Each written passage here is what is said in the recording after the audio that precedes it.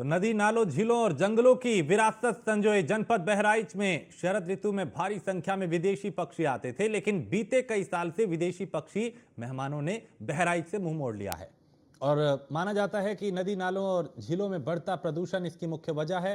हालांकि बीजेपी विधायक सुभाष त्रिपाठी ने कहा कि सरकार नदी और झीलों के जीर्णोद्धार के लिए प्रयत्नशील है और शरद ऋतु शुरू होते ही जिले की नदी नालों और झील विदेशी पक्षियों की चहलकदमी से गूंज उठते थे। जब विदेशी पक्षियों के झुंड आसमान से गुजरते थे तो लोग ये अनुमान लगा लेते थे कि सर्दी बढ़ने वाली है। ये पक्षी इस बात का संकेत माने जाते थे कि शरद ऋतु अपने शवाब पर है, लेकिन पिछले कई साल से न जाने किसकी नजर लग गई, विदेशी मेहमानों ने जिले से मुंह मोड़ लिया है।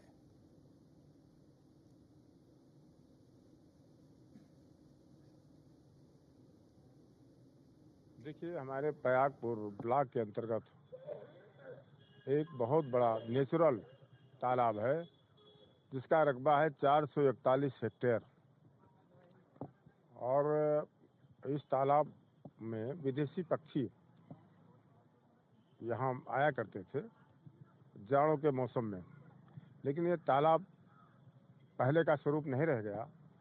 तालाब काफ़ी पट चुका है और जो शेष है उसमें कमल गट्टा की खेती करते हैं लोग, तिन्नी का चावल पैदा होता है, नरकुल और मछली का व्यापार करते हैं लोग, लेकिन ये बहुत कम मात्रा में रह गया है। पहले बड़े लार्ज स्केल पर यहाँ होता था, क्योंकि उसके पट जाने के कारण से।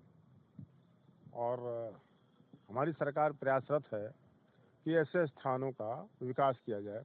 एक प्रस्ताव वन विभाग के द्वारा भारत सरकार को गया हुआ है। धन स्वीकृति होने के बाद वहाँ कार्य शुरू होगा। और दूसरा प्रस्ताव पर्यटन विभाग, उत्तर प्रदेश पर्यटन विभाग में लंबित है और वो भी प्रस्ताव इको पर्यटन कार्य हेतु तैयार किया गया है और उसका ये स्वरूप तैयार किया गया है। ये वहाँ का ये तैयार हुआ है और जल्दी इसकी स्वीकृति मिल जाएगी। देखिए, हमारे नदी नालों और जंगल से घिरे हुए जनपद बहराइच में शरद ऋतु में बड़े पैमाने पर विदेशी पक्षी आते थे, लेकिन नदियों की दुर्दशा, प्रदूषण और जो उदासीनता सरकारी है, प्रशासन की उदासीनता के चलते नदी नाले पट रहे हैं, गंदगी का अंबार है, जिसके चलते विदेशी पक्षियों ने अपना रुख मोड़ लिया है और उन्होंने बहराइच आना बंद कर दिया है।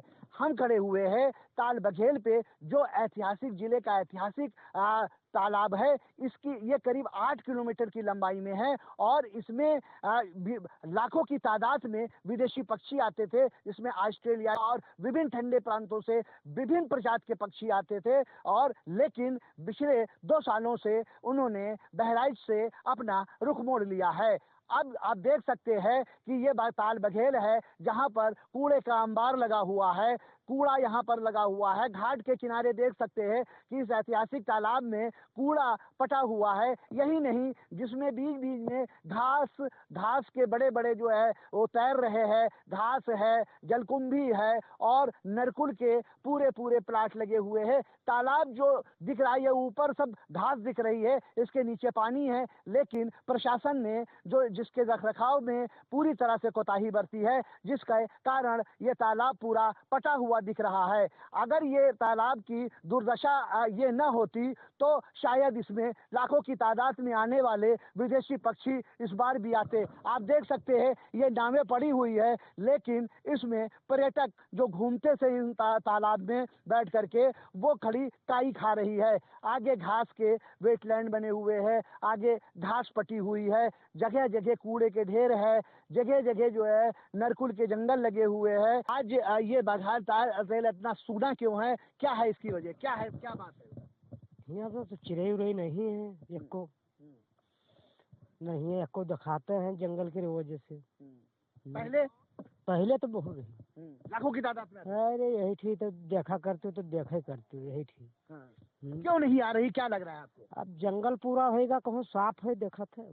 जब हम लोग अपने बचपन में यहाँ आते थे तो ये काफ़ी यहाँ पर कमल के फूल हुआ करते थे और यहाँ पर हम लोग नाव पे बैठ कर अंदर घूमते थे। यहाँ पे जो लोग आते थे, यहाँ पे मल्लाह टाइप में रहते थे, तो हम लोगों को ले जाते थे, नाव में बीच में घुमाते थे और कमलगट्टा है या अन्य चीज़ यहाँ पे मछलियाँ। और इस समय जो समय का जो वातावरण है, इस समय आप जब यहाँ शाम को पहुँचते, पहले जो है हम लोग बचपन में थे, तो यहाँ चिड़ियाँ बिल्कुल चहचहा रहती होती थी।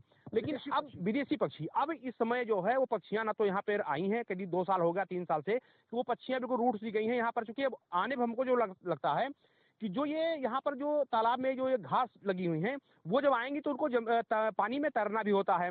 तो ऐसे में वो तैर नहीं सकती हैं और अगर तैरेंगी नहीं तो उनको लोग मार देंगे। इस शिकारी के डर से भी वो जो पक्षियाँ हैं, वो ऐसा लगता है कि जब पानी चूँकि यहाँ पर कम हो गया, तो अब शिकारी आएँगे तो शिकारी उनको मार देंगे। इस डर से वो विदेशी मेहमान जो आते थे, वो अब नहीं आते हैं।